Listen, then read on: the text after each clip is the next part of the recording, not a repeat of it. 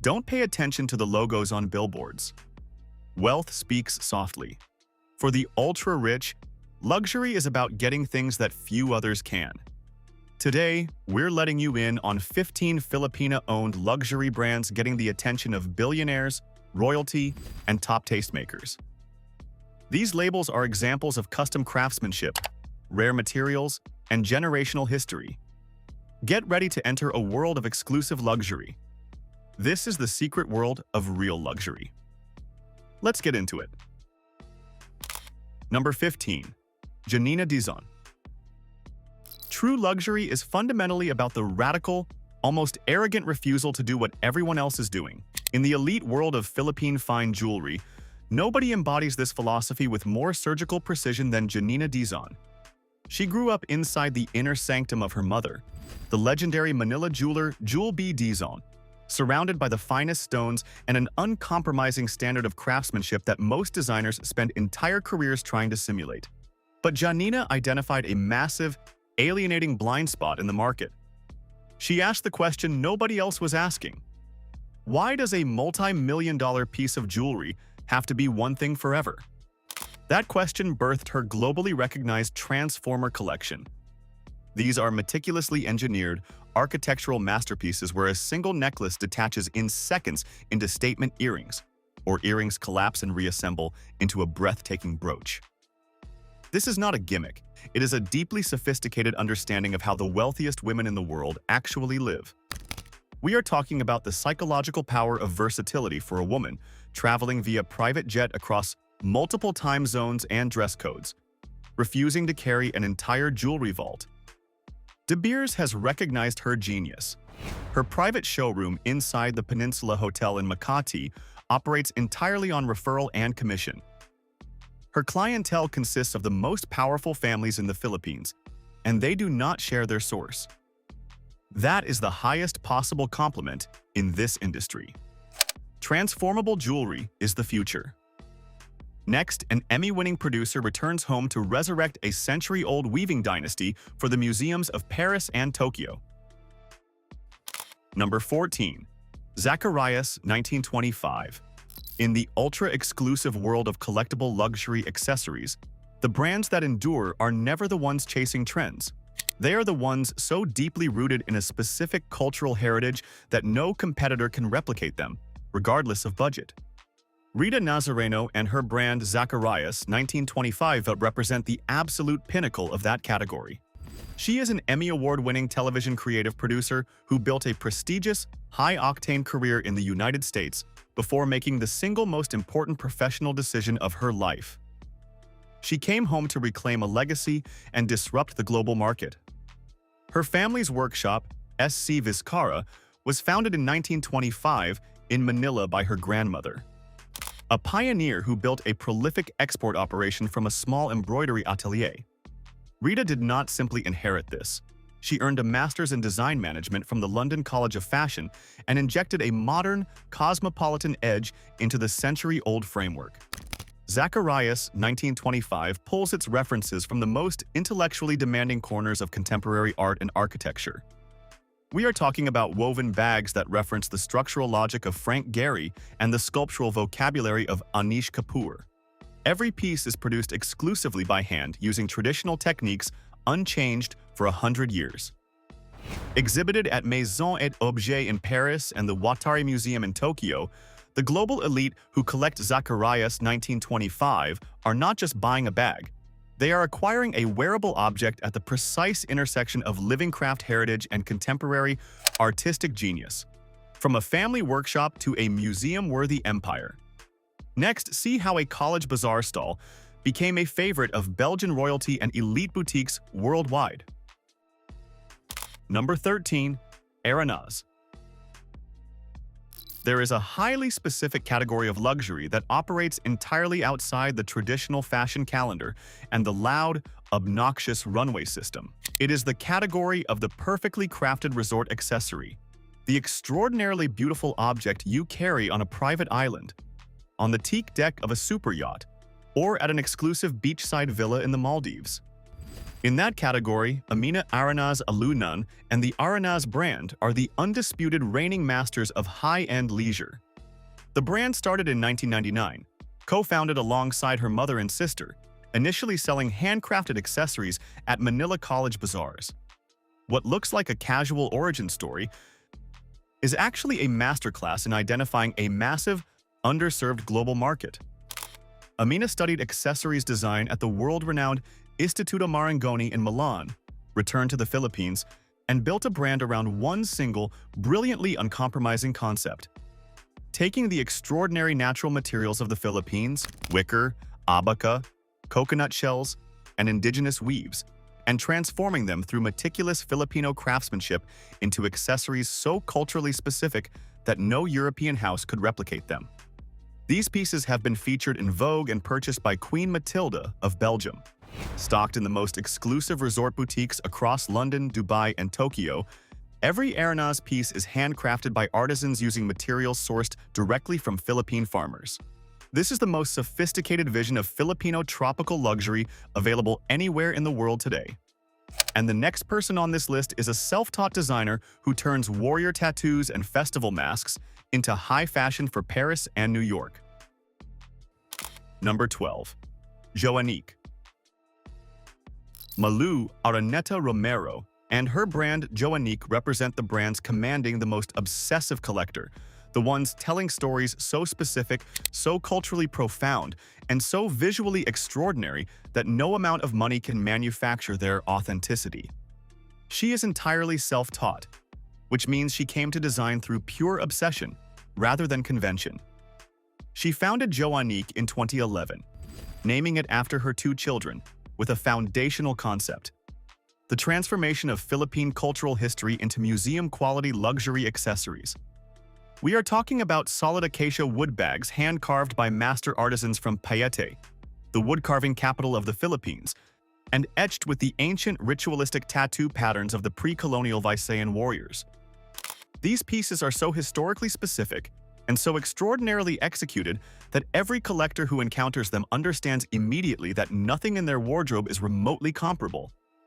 Her mascara collection of minaudières, carved and painted to mirror the ceremonial masks of the Mascara Festival in Bacolod, won international recognition the moment they were exhibited. Within 4 years, she was representing the Philippines at Premier Classy in Paris, the most competitive luxury accessories trade show in the world. Collectors who acquire her pieces understand they hold a profoundly irreplaceable piece of Philippine cultural heritage. Carving history into luxury is genius. Now, meet the brand with the woman who spent 30 years turning sacred Mindanaoan weaving into a global interior design powerhouse. Number 11. Philip plus Ina. There is a highly sophisticated, deeply deliberate category of modern luxury fashion that the most globally conscious tier of the ultra-wealthy are increasingly seeking out, because its authenticity cannot be manufactured at any price. Lina Kabili and her brand Philip plus Ina own that category entirely. Founded with an uncompromising founding principle that the extraordinary handcraft traditions of Mindanao's indigenous communities belong at the absolute top tier of global luxury. Philip plus Ina produces garments of such cultural specificity and technical complexity that no European atelier could replicate them regardless of budget. Every single piece is handcrafted exclusively by indigenous artisans from Mindanao, working within their own communities, on their own terms, using weaving techniques passed down across generations of living cultural memory. The result is a collection of highly exclusive luxury garments that carry the full weight of Philippine indigenous heritage in every thread. The global elite who collect Philip plus Ina are not simply buying clothing. They are acquiring a wearable archive of one of the most extraordinary craft traditions on Earth. This is what genuine luxury looks like when it refuses to exploit the hands that create it. Mindanaoan craftsmanship elevated to its absolute peak. Next, a designer whose grandmother stitched gowns from wartime parachutes built a dynasty that now defines high society Manila. Number 10. Kaayo Modern Mindanao. There is a highly sophisticated, deeply deliberate category of modern luxury fashion that functions simultaneously as cultural preservation, political statement, and extraordinarily beautiful wearable art. It is the category the most globally conscious tier of the ultra-wealthy are increasingly seeking out because its authenticity cannot be manufactured. Marga Nograles and Kaayo Modern Mindanao own that category entirely. She co-founded Kaayo in 2016 alongside her mother, who had spent the previous 2 decades building deep, trusted relationships with the tribal weavers of Mindanao. Marga brought sophisticated business intelligence and an absolutely uncompromising aesthetic standard to that foundation.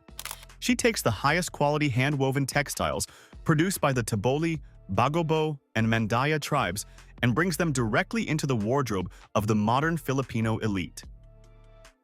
We are talking about pieces that require Marga's team to cross mountains and navigate rivers to meet production timelines, refusing to compromise the cultural integrity of the craft for the sake of mass production. The brand has been worn at state dinners and diplomatic receptions across Southeast Asia. In 2022, the Marcos administration appointed Marga as Chief Operating Officer of the Tourism Promotions Board Philippines. Formal recognition that her work translating tribal heritage into a luxury brand carried national strategic significance. Number 9. Pili Ani.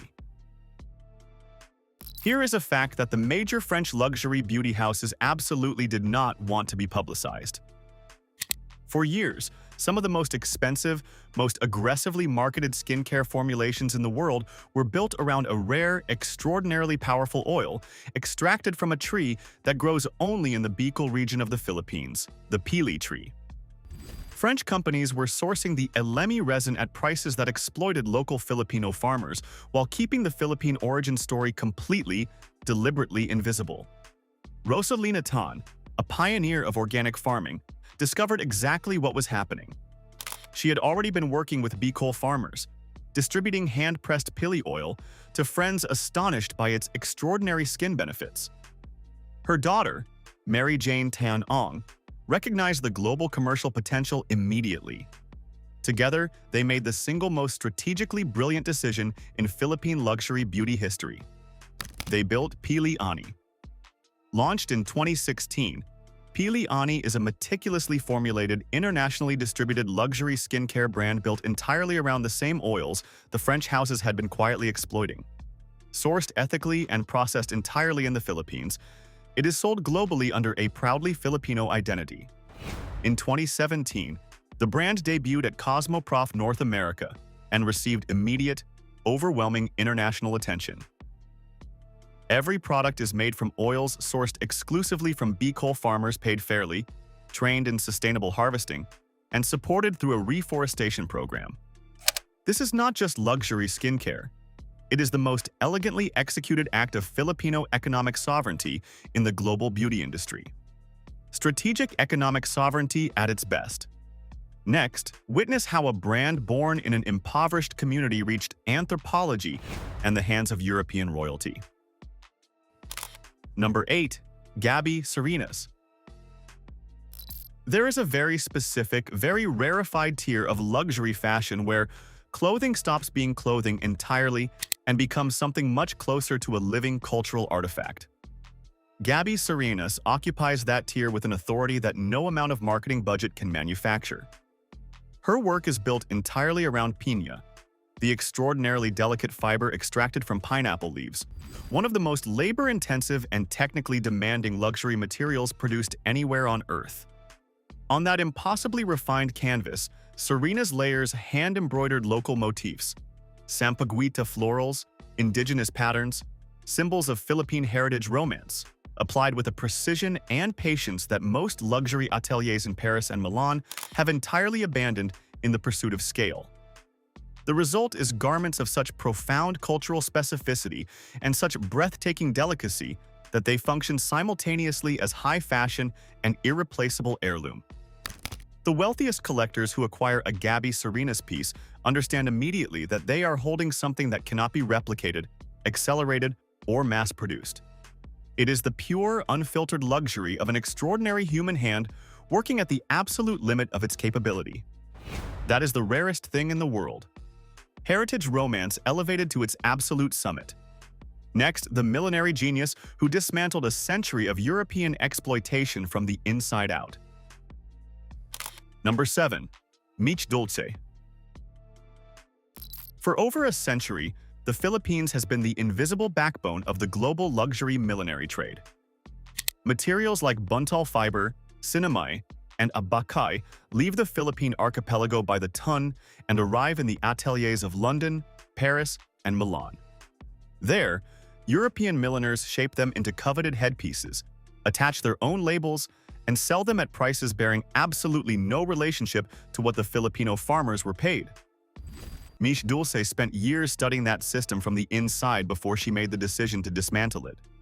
She trained at Central Saint Martin's and the prestigious École Les Sages in Paris. She worked as assistant artistic director for Maison Michel Paris, the official, exclusive hat-making atelier of the House of Chanel. She currently serves as industry mentor for the Chanel and King's Foundation Métier d'Art Millinery Fellowship, the most prestigious hat-making training program in the United Kingdom. Then she turned the full force of that expertise back toward the Philippines. Her sculptural hat collections, shown at London and Paris Fashion Week, have been worn by Lady Gaga, Celine Dion, and Vogue editor Anna Dello Russo. Her exhibition, Talking Heads, presented 20 museum-quality hat sculptures, each referencing a specific aspect of Philippine culture. This is the most rigorous argument ever made that Filipino millinery belongs at the absolute top of the global luxury hierarchy, not as a supplier of raw materials, but as the creative force and intellectual owner of the craft. Number 6. Lulu Tan-Gan.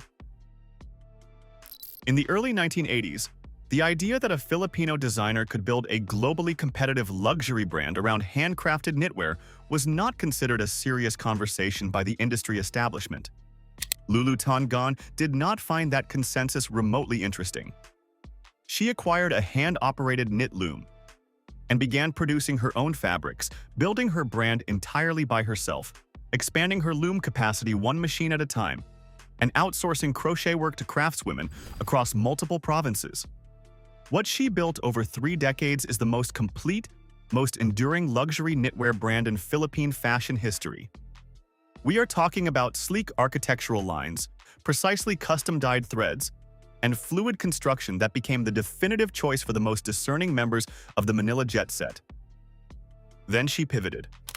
Lulu began integrating piña, the extraordinarily delicate fiber extracted from pineapple leaves, and indigenous silk into her collections, creating a category she calls indigenous couture.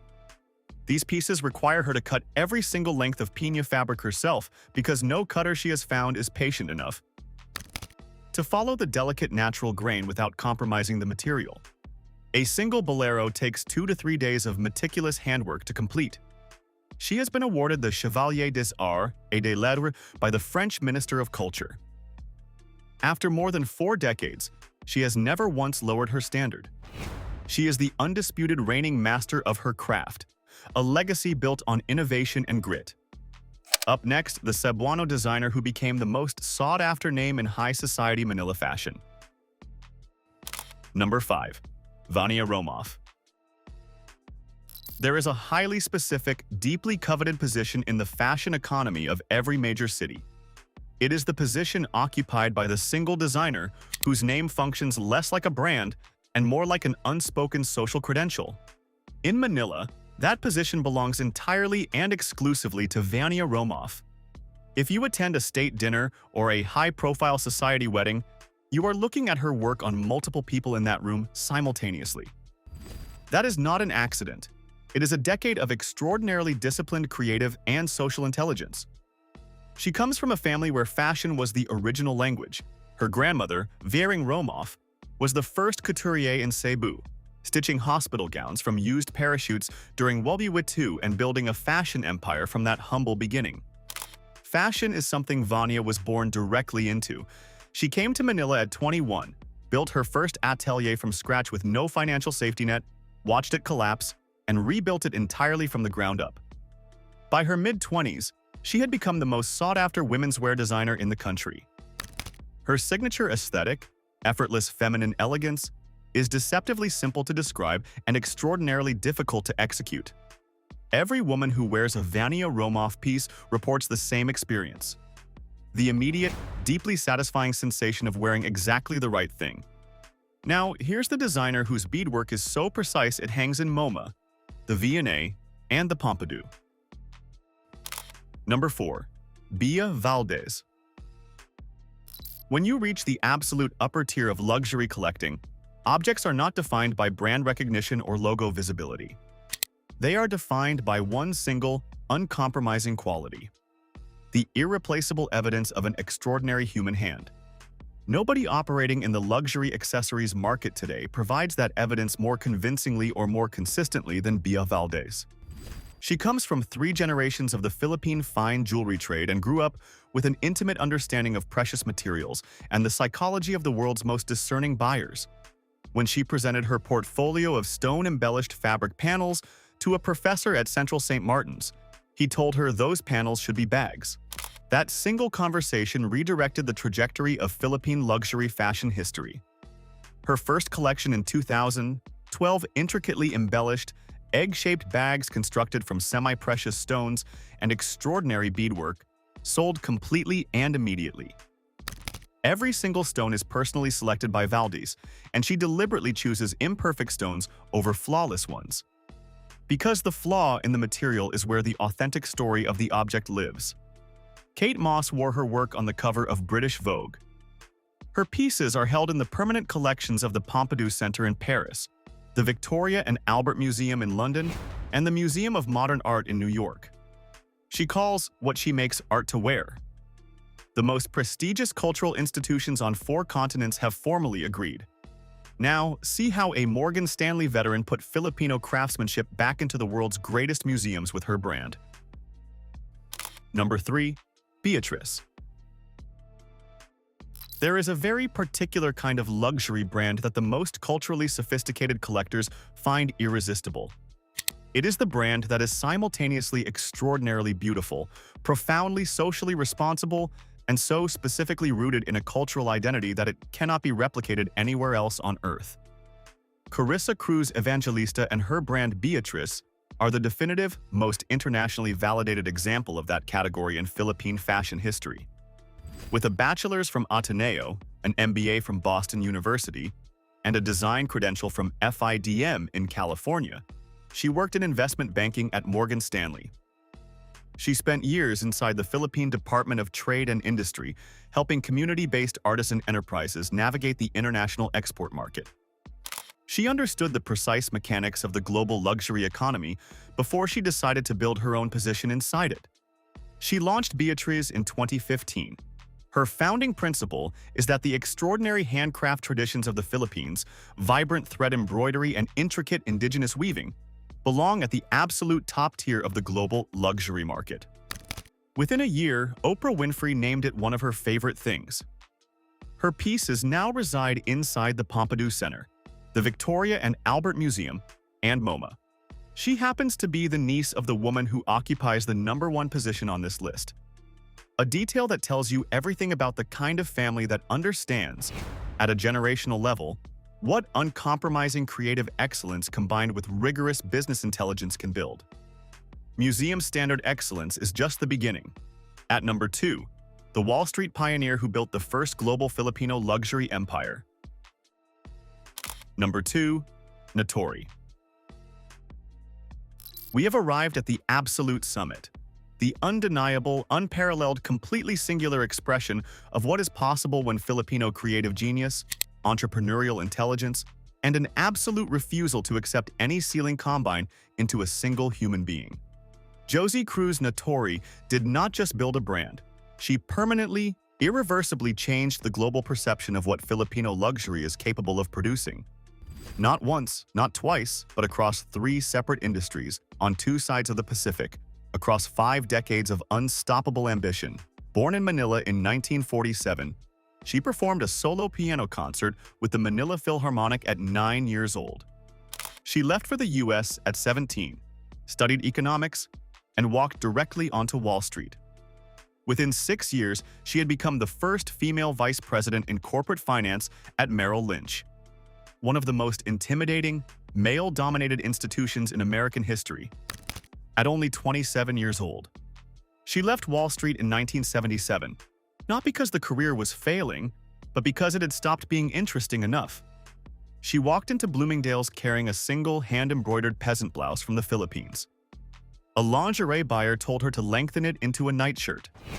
3 weeks later, she had $350,000 in confirmed purchase orders. Today, the Natori brand covers lingerie, ready-to-wear home accessories, fragrance, and fine jewelry sold in the most prestigious stores across 15 countries. 70% of her production is manufactured in the Philippines, in a factory employing hundreds of workers. She received the Galleon Award from President Corazon Aquino. She has never retired and never planned to. She is a force of nature that is still actively, aggressively, gloriously operating. A global empire built from a single blouse. Now meet the woman who built hers from scraps and changed what Filipino luxury means from the ground up. Number 1. Rags to riches. There is a very specific, very important distinction between brands that talk about empowerment and brands that are structurally built from the ground up to make it economically real. In the luxury fashion landscape, no brand has executed that distinction more powerfully than Rags to Riches, the extraordinary eco-ethical luxury fashion house co-founded by Reese Fernandez-Ruiz. She was 21 years old and still in college when she first visited Payatas, a community built around one of the largest garbage sites in Metro Manila. Women were sorting through discarded fabric scraps to weave floor mats that sold for almost nothing because middlemen controlled both supply and access to buyers, extracting the majority of the value. Reese identified the precise structural problem and designed the solution. She sources overstock fabric from Philippine manufacturers and brings those materials to the artisan women of Payatas, training them to craft items of internationally competitive quality, using designs sophisticated enough to command genuine luxury price points. By eliminating the middlemen, she returns the margin to the women doing the work. Rags to Riches has been stocked at Anthropologie stores in New York, and Queen Mathilde of Belgium has carried their pieces. Reese has addressed the World Economic Forum. Every piece is 100% hand-woven using upcycled fabrics, making this simultaneously one of the most socially responsible and most environmentally sophisticated luxury brands in Southeast Asia today. These 15 women did not wait for the global luxury industry to make room for them. They built their own rooms, their own buildings, and their own industries entirely. These brands show that true luxury is based on history, skill, and a vision that won't be compromised. Which of these very rare brands interested you the most? Please tell us in the comments below. Hit the subscribe button and give this video a like to see more deep dives into the secret world of elite wealth and international status.